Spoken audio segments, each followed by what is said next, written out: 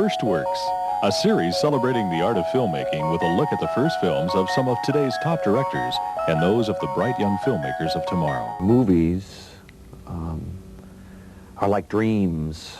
I think movies are images that are shown on a rectangular screen in the dark.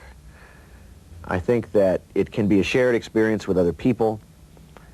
I think that it can be a experience that can make you laugh, cry, scream in fear or whatever, but the cutting patterns and the visualizations of movies and even the shutter rate that goes through the parts of the screen that go black that you can't see basically tune you into the way the human mind thinks.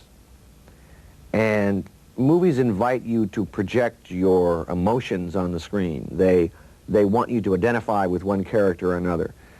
The cliched example would be the beautiful young teenager that walks into the room and you know that the terrible, awful boogeyman with a giant knife is waiting in there. And you say, oh, don't go in that room.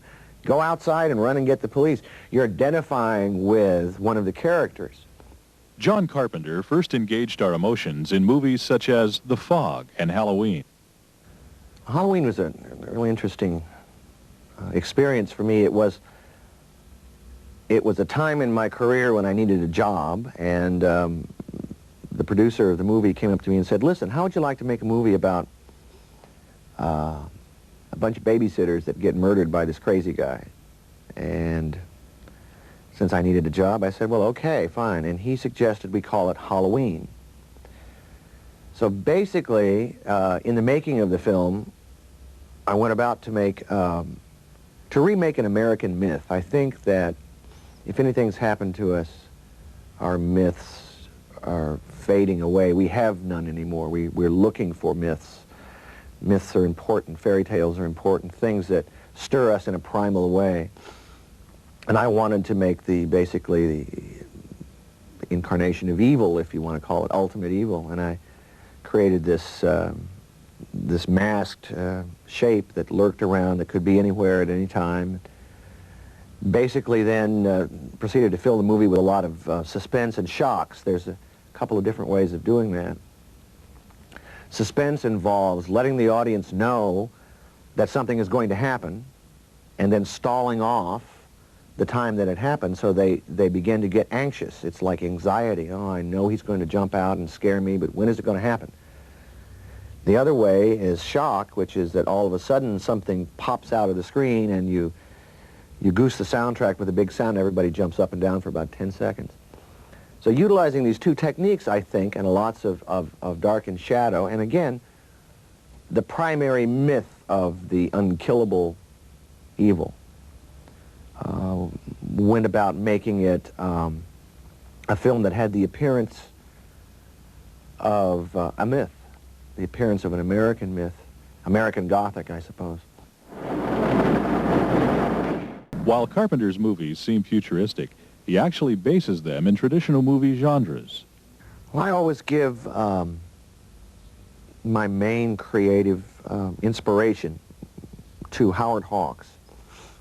I grew up with a lot of his films. I remember seeing Rio Bravo several times when it was out in the theater.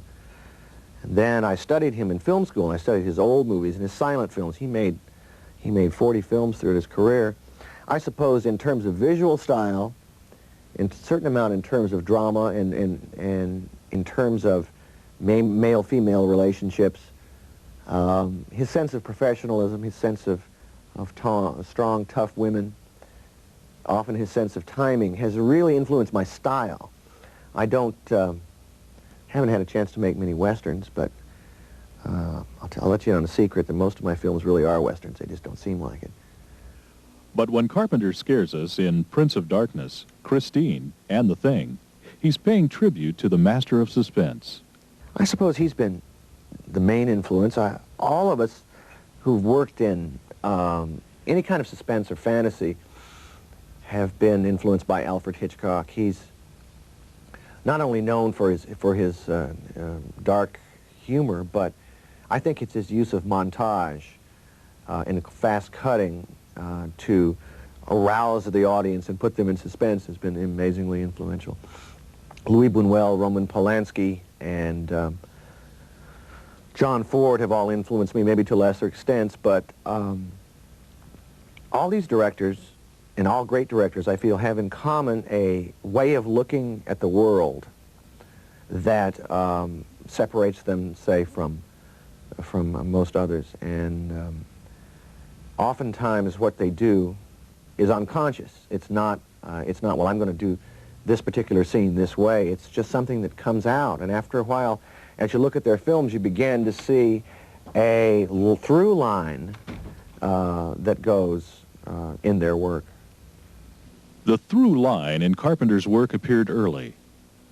It started as a student project, and it evolved into a feature over a period of 4 years. It cost $60,000. It was a science fiction comedy called Dark Star. Basically, I look at it as kind of Waiting for Godot in space. It was an absurdist kind of point of view, and very, very difficult to make because it was all handmade sets.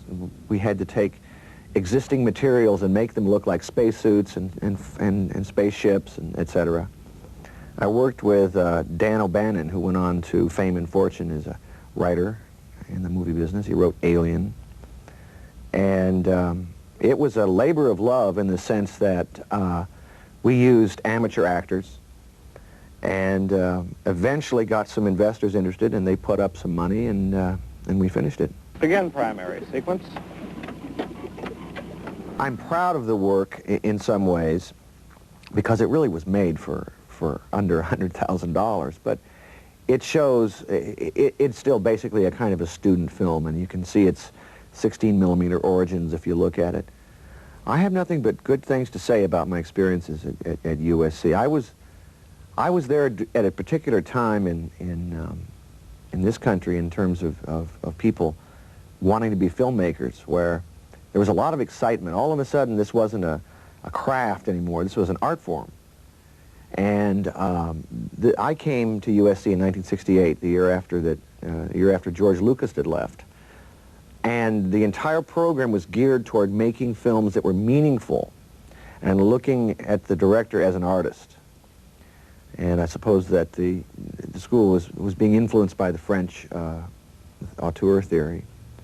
But while I was there, John Ford, Alfred Hitchcock, Orson Welles, Howard Hawks, Roman Polanski all came down and showed their films and spoke to us. And I don't think you could be in a better place to experience the giants of American cinema all around you at the same time. Plus the fact we had, when I was there, an excellent technical training program where you learned everything from the camera to sound recording, to editing, to lighting, sound mixing. You had to do it all yourself.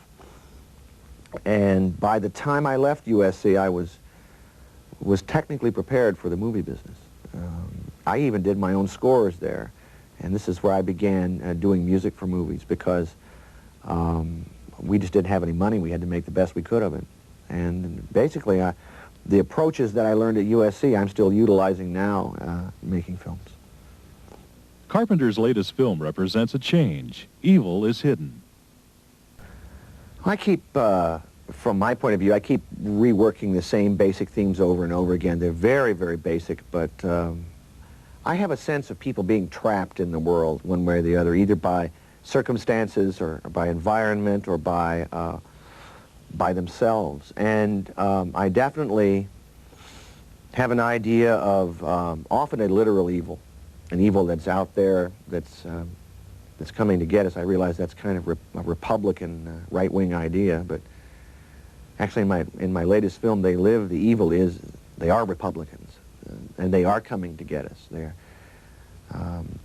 They Live is about the Reagan Revolution being controlled by aliens from another galaxy, and they're dismantling the middle class, making the poor poorer and the rich richer. And it's told from the point of view of the homeless, where we see the world underneath the world. Or you put on a pair of sunglasses and all of a sudden the real world appears. It's in black and white, so these creatures have really colorized us like Ted Turner colorizes the classics. But in that sense, I kind of go back to what I picked up in movies when I was a kid, during the science fiction and horror films during the 50s, and westerns, and usually there's some bad guys and good guys, and I tend to work out themes of my heroes not just being trapped, but also being underappreciated, blue-collar people of the streets, as opposed to, say, yuppies.